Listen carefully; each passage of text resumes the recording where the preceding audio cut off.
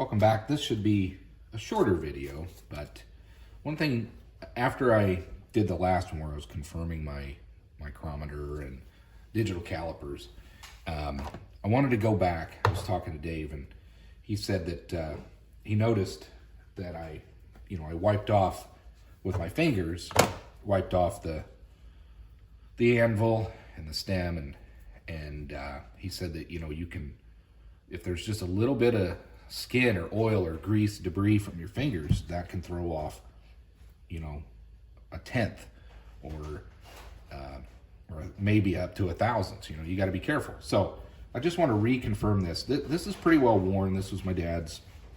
He used it in a dirty factory environment. It's not cleaned up.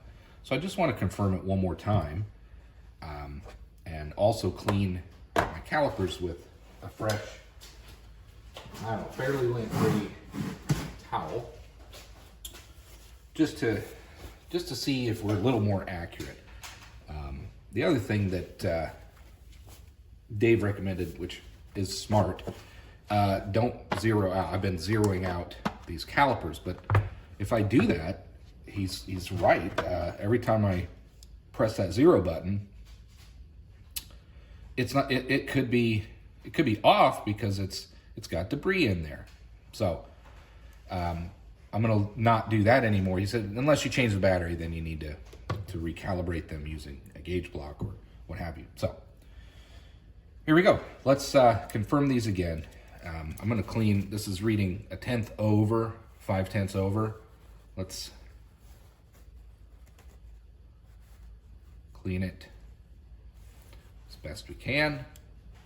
And there, we're right on zero. So there must have been just a piece of hair, or dirt, debris.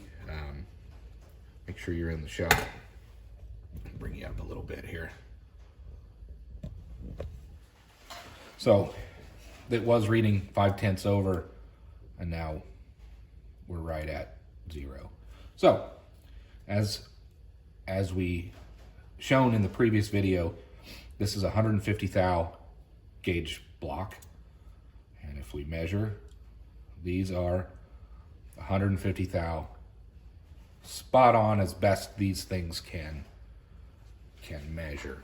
So if I bring this up, you can see 150 thou, and you can see this is a marked Starret Webber gauge block. So I'm happy with those. These are calibrated as best I can calibrate them. Let's move on to, turn that off, move on to our, I don't know, this is kind of pointless to do these, but we're gonna do it because we can. 150 thou, these are plastic, so they're probably even, every little bit can mess those up. That's about as good as I can get there, 150 thou. It's actually reading on right the low side of 150 thou. If I give it a little, just pushing it, it flexes the jaw. But these are not terribly accurate. But there you go. These are, I only get the tenths and hundreds, no thousandths. Finally, now that we've, actually one thing I wanted to do, I just wanted to verify the gauge block. Now these are not, they're precision, but they're not precision. Like I didn't buy them and pay hundreds of dollars for precision quality, but I do want to see what they measure. Should be 1 inch, 2 inches, and 3 inches. So if we come across here, we are at, and who knows, they could have some dirt and debris on them. Let's clean them off. When I'm testing, again, we're right there. So bring that back in, and we're right at 1 inch. That's pretty accurate, 1 inch. See if we get 2 inches over here. Let me clean off these surfaces. It's amazing. This just goes to show you, Dave. Thank you, Dave, again.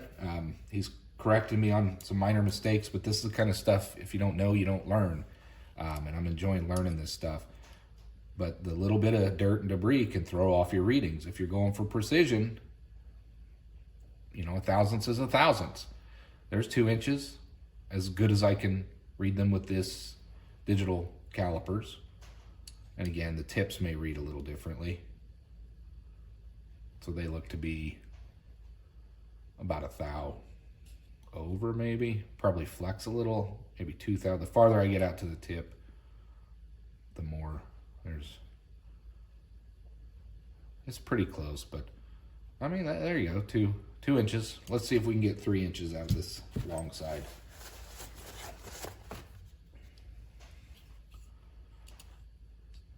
Bring it in.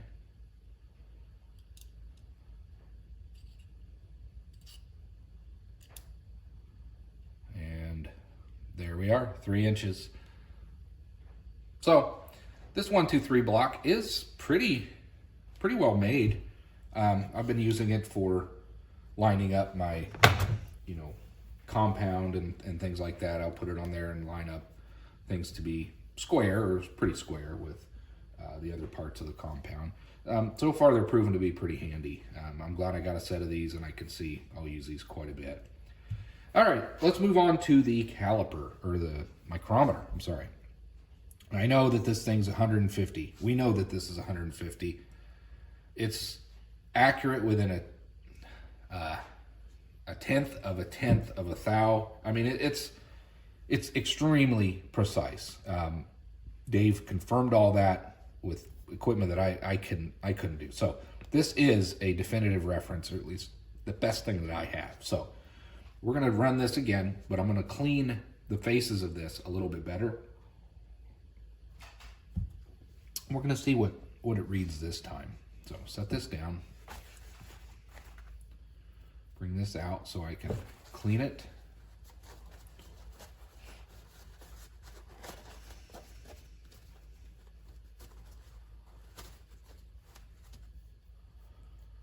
Bring it back in.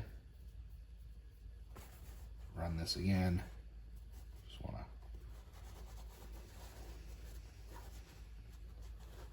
clean it up the best I can. So I've got that cleaned up pretty good. I'm going to clean the gauge block as well. Try to get all the lint and dirt and dust off of that. I got some finger oils, but you know, what can you do here? So there's our 150. Let's bring this out. Bring that back in.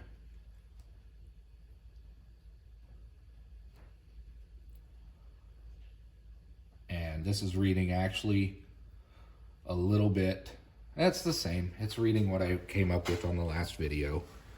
So bring this up here so you can see. We are maybe a tenth over. Let's see if you can read that.